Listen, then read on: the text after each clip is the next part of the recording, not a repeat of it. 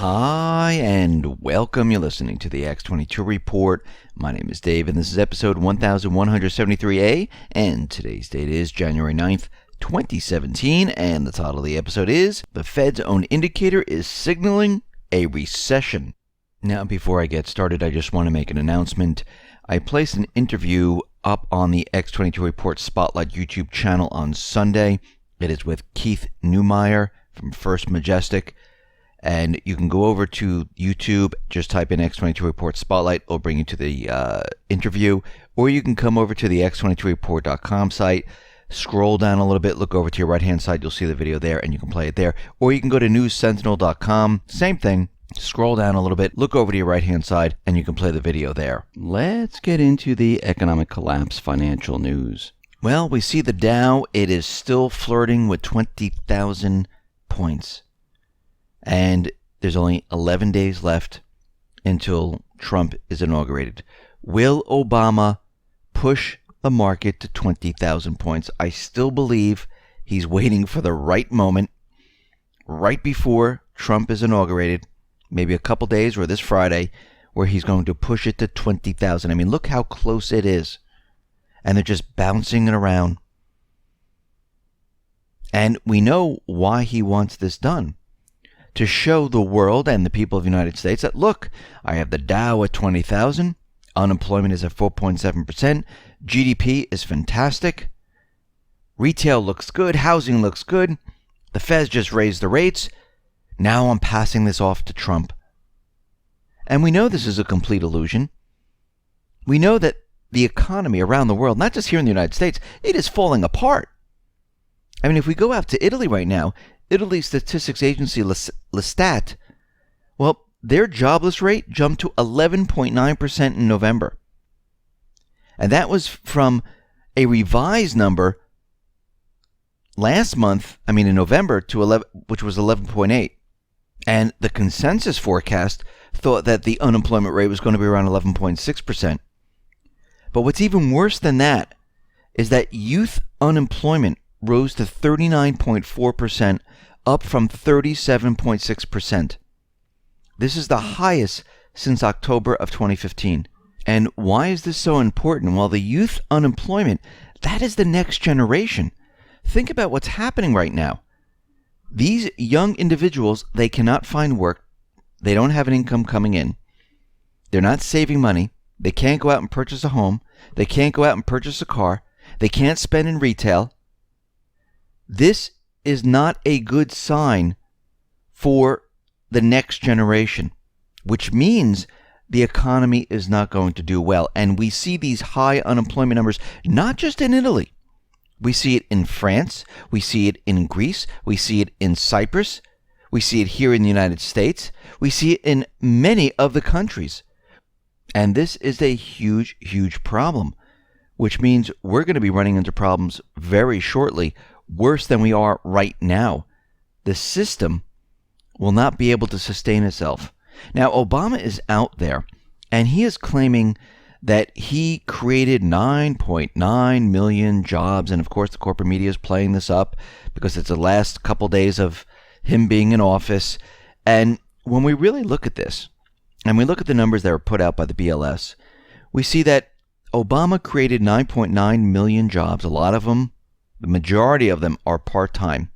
But 14.6 million left the labor force at the same time. And you know what that means. It means those individuals could not find jobs. They've been putting their resume out, but they haven't been on an interview within 4 weeks, which tells you that his recovery is not really recovery. And think about this. The labor force participation rate when Obama was in office is now at 62.7%. This is absolutely awful. Which means they're just not counting people to make their numbers look much better. And Jim Clifton, who is the chairman and CEO of Gallup, says the official rate is very misleading. And it is. Because when you just hear those numbers, you say, wow, he created 9.9 million, but almost 15 million, they can't find a job. So really, did he create 9.9 million jobs? And what type of jobs are they? Most of them are part-time.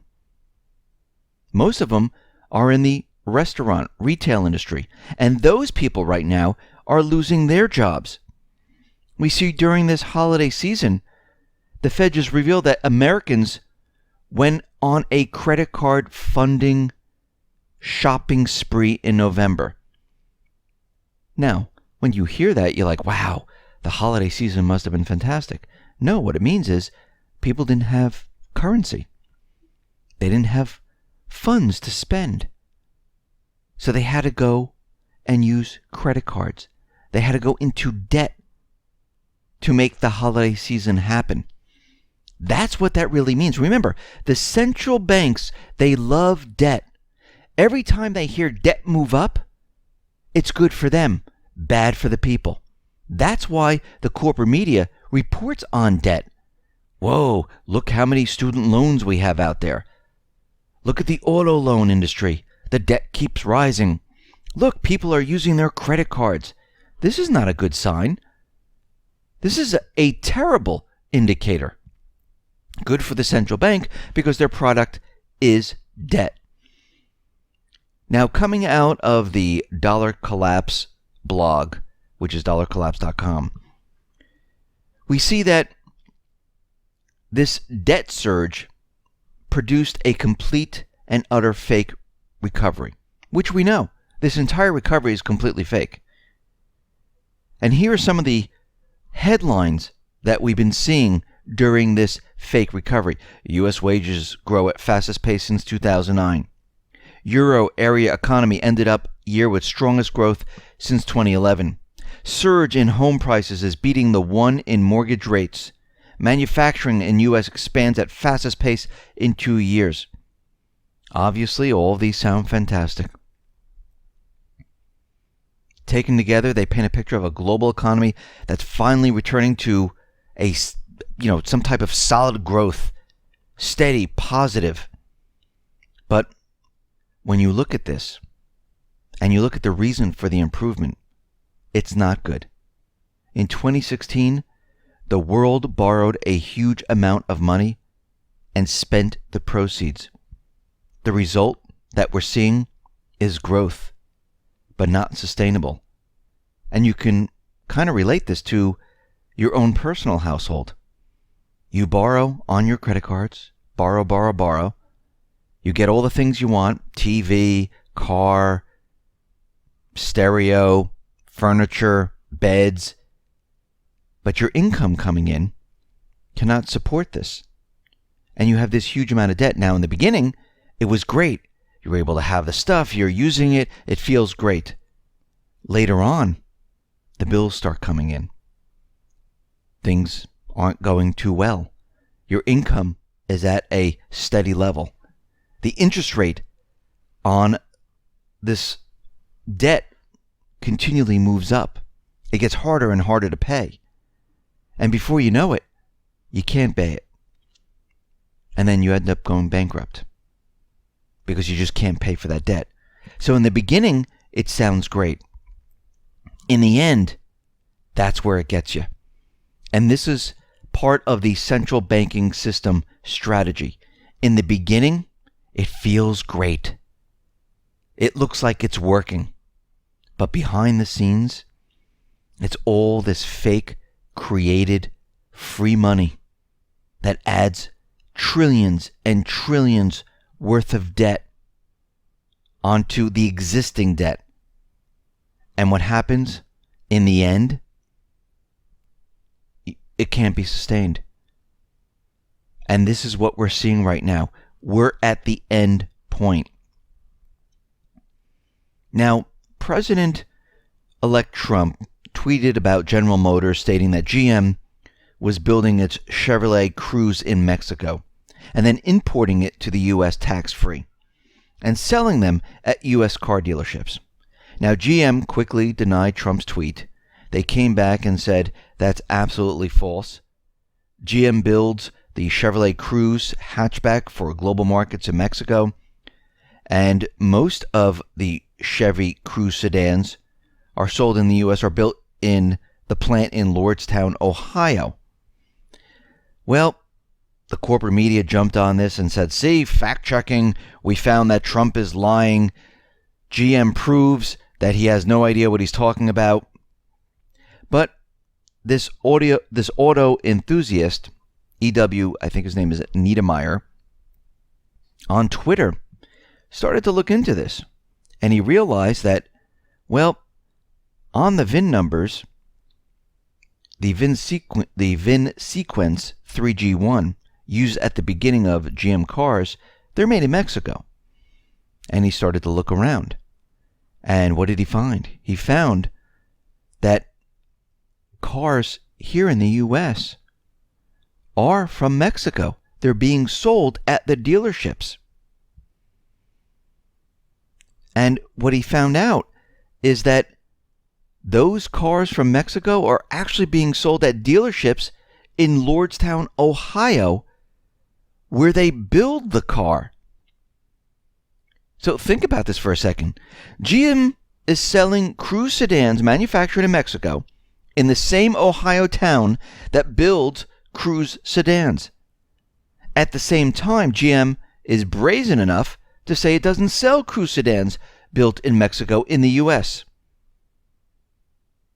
Well, once again, we didn't see Snopes pick this up. PolitiFact picked this up. Any of the corporate media picked this up. Nobody picked this up. No one did any fact-checking. And it shows once again that the corporate media is not reporting in the best interest of the people. We see the Fed Labor Market Condition Index. Well, it plunged most in 7 years. And it dropped 0.3% in December and is now down 5.8% year over year. This is the biggest plunge since January of 2010. Now, this is the 8th time in nearly 40 years the index was down on a year-over-year basis. And what does this mean? Well, every time the Labor Market Condition Index falls below zero, which it is right now, we're in a recession. We saw it in 2007, 2002, 1991, or 1981, 1977. We've seen it every single time. And here we are once again. We're in that same area. The Fed is telling us we're in a recession.